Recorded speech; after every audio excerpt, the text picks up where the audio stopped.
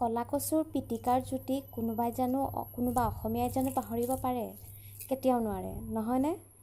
পাতত দিয়া কলা কচুৰ মজাই বেলেগ, সোৱাদেই সুকীয়া। আজি এইটো ৰেচিপি লৈয়ে মই আহিছোঁ আপোনালোকৰ ওচৰলৈ। আহকচোন চাওঁ। নমস্কাৰ বন্ধুবৰ্গ, মই ননিমা ডেকা আপোনালোকক আমাৰ চেনেলটোলৈকে স্বাগতম জনাইছোঁ। আশা কৰোঁ আপোনালোক সকলোৱে ভালে কুশলে আছে। অসমীয়া মানুহবোৰে কলা কচুৰ থোৰৰ পিটিকা খোৱাটো মজাই বেলেগ, নহয় জানো? সেয়েহে মই আপোনালোকলৈ লৈ আহিছোঁ এটি বহুত সহজ ধৰণে হোৱা এটি পিটিকা। আমাৰ নিচিনা ভাড়াঘৰৰ মানুহবোৰে এনেকৈ খৰি বিচাৰি জুই ধৰি কলপাত দি পেলাই কলা কচু এনেকৈ পাতত দি পেলাই খোৱাটো বহুত মুস্কিল হৈ পৰে, বিচাৰি পাবলৈ বহুত টান হৈ পৰে। গতিকে মোৰ এই ভিডিঅ'টো সেইসকললৈকে যিসকলে খৰি জুই ব্যৱহাৰ কৰিবৰ কোনো সুবিধা নাই, কলপাত বিচৰাৰ কোনো সুবিধা নাই। গতিকে আহকচোন আমিও সেই তাহানিৰ কলপাতত দি এনেকৈ পাতত দিয়া কচুৰ জুতিটো আমি এনেকৈ সুকীয়াকৈ লৈ চাওঁ। যদি ভিডিঅ'টো আপোনালোকে ভাল পায় তেতিয়াহ'লে লাইক, ছাবস্ক্ৰাইব আৰু শ্বেয়াৰ কৰিবলৈ নাপাহৰিব, যাতে আপোনালোকৰ আন বন্ধুসকলেও এই ভিডিঅ'টো চাই পেলাই তেওঁলোকে ভাল কামত লগাব পাৰে। ধন্যবাদ। এয়া মই লৈছোঁ 6-7টামান জলকীয়া আৰু এয়া নহৰু। এয়া কলা কচুখিনি ধুই পেলাই মই পানীতে এনেকৈ থৈ দিছোঁ পানীত। ইয়াৰ পৰাই উঠাই পেলাই মই দি দিম তাত কেটলি এটাত। এয়া কলা কচুত দিবলৈ মই মচুন্দৰী পাত কেইখনমান আনি পেলাই এনেকৈ ধুই চফাকৈ এনেকৈ ধুই ৰাখি থৈছোঁ, কাৰণ মচুন্দৰী পাতটো খুবেই ধুনীয়া এটা গোন্ধ আহে, নহয় জানো? আৰু এয়া পেটৰ কাৰণেও ভাল। এতিয়া মই এটা কেটলি লৈছোঁ, তাত তলিখনত যাতে কচুখিনি লাগি নাযায় তাৰ বাবে এয়া মই দেখিছে আপুনি একদম কম পানী দিছোঁ, চাগে 2-3 চামুচমান পানী হ'ব।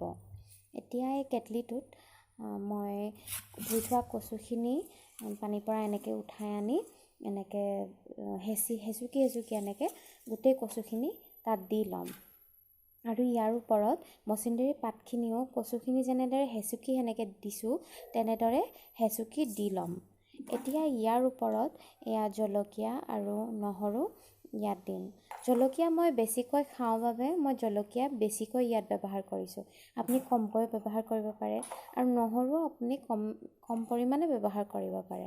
কিন্তু মই ইয়াৰ গোন্ধ আৰু সোৱাদটো খুব ভাল পাওঁ বাবে নহৰু আৰু জলকীয়াৰ পৰিমাণটো অকণ বেছিকৈ দিছোঁ। আপোনালোকে সোৱাদ অনুযায়ী এইটো ব্যৱহাৰ কৰিব পাৰিব। এতিয়া মই ইয়াত দিছোঁ সোৱাদ অনুযায়ী নিমখ। সকলোৰে কম বেছি পৰিমাণ থাকে, সেইকাৰণে নিমখৰ পৰিমাণটো ঠিক ক'ব নোৱাৰি। গতিকে আপোনালোকে নিজৰ সোৱাদ অনুসৰি কচুৰ পাতৰ অনুসৰি এনেদৰে নিমখখিনি দি ল'ব ওপৰত। দি পেলাই ওপৰত ঢাকনখন এনেকৈ মাৰি কম জুইত গেছত কেটলিটো বহাই দিব। এয়া মই 3 মিনিট পিছত চাইছোঁ কচুৰ পৰা পানী ওলাইছে, আৰু কচুৰ পৰা পানী ওলোৱাৰ বাবে ভালদৰে ধৰিব পৰা নাই আপোনালোকে চাগে। কচুৰ পৰা পানী ওলাইছে আৰু মই এইখিনি অকণমান লৰাই দিম আৰু লুটিয়াই দিম। তলৰখিনি ওপৰত কৰিম আৰু ওপৰৰ কচুখিনি তলত এনেদৰে দি দিম, যাতে গোটেই কচুখিনি আৰু মচুন্দৰী পাতখিনি সিজি যায়। লগতে জলকীয়া আৰু নহৰুখিনি যাতে সিজি যায় সেইকাৰণে মই এনেদৰে লুটিয়াই দিম। আপোনালোকে সাৱধানে দিবলৈ হ'ব। এয়া ইমান পানী ওলাইছে। যেতিয়া পানীখিনি শুকাব মই 2-3বাৰমান এনেদৰে চাই পেলাই লুটিয়াই দিম।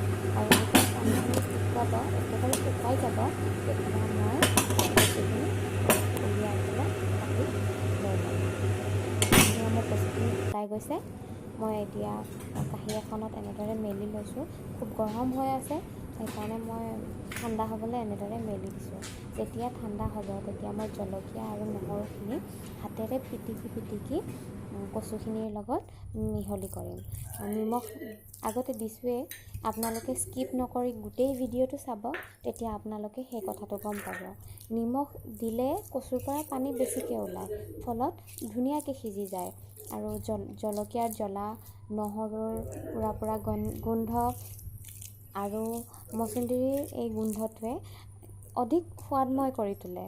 আপোনালোকে যদি ঘৰৰ মানুহক নকয় যে এয়া পাতত দিয়া কচু নহয় বুলি পেলাই, তেতিয়াহ'লে হয়তো তেওঁলোকে ভাবি থাকিব যে এয়া পাতত দিয়া কচুৱে হয়, হয়তো কোনেও বিশ্বাস নকৰিব।